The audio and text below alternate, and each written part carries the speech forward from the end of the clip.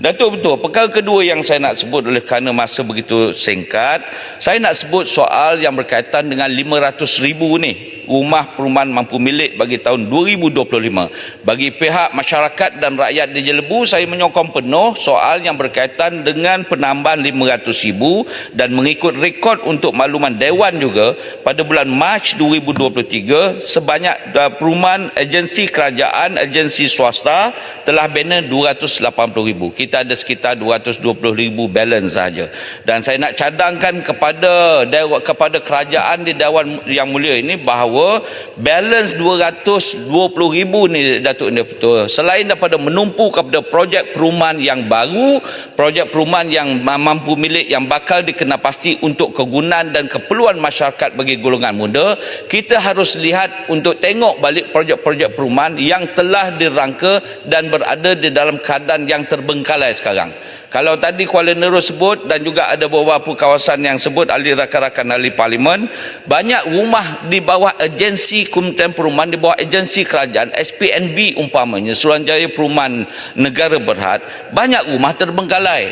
Di kawasan saya, di kawasan parlimen saya, Datuk Ini Petua, perumahan SPNB untuk banner perumahan SPNB secara berkelompok 90 unit saja, 10 tahun tak selesai. Saya nak minta supaya agensi yang berkenaan dan kerajaan kita micromanage dengan izin.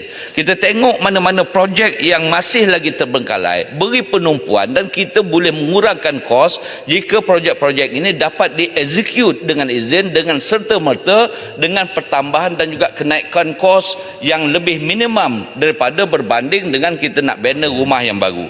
Yang kedua, Datuk Ini Putra, kalau di kawasan saya juga, di rumah generasi kedua Felda, setiap tahun ahli parlimen dalam Dewan Rakyat ini sebut rumah generasi kedua Felda yang masih lagi terbengkalai. Di Felda Pasu 2, saya nak ucap terima kasih kepada kementerian, kepada menteri yang menjaga Felda. Pasu 2 kita dah mula buat, tetapi infra masih ada kurang sikit.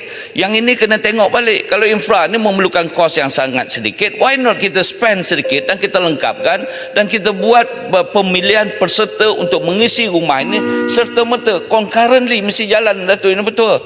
Kalau rumah dah siap, kemudian baru nak pilih peserta, makan masa lagi dan vandalism akan berlaku di dalam rumah itu, dan kita membuat pembaziran duit rakyat pada perkara-perkara yang tidak sepatutnya berlaku. Jelebu sedikit, Jelebu, Kuala Kerau. Kuala Kerau, ya. Bersangkutan dengan rumah generasi kedua, sekarang ini anak-anak mereka buat rumah dalam kawasan ayah dia, tapi kebenaran masuk api air itu ditarik balik. Tidakkah itu juga boleh menangani masalah perumahan kalau perumahan yang tadi tidak siap? Kuala Kerau, ya. Saya setuju apa yang disebut oleh Kuala Kerau. Ini masalah Felda, Datuk Seri Yang Di-Pertua. Masalah dia boleh buat rumah. Felda bagi buat rumah di tanah lot ibu bapa mereka. Pasal tanah Felda ni dia besar, dia boleh buat.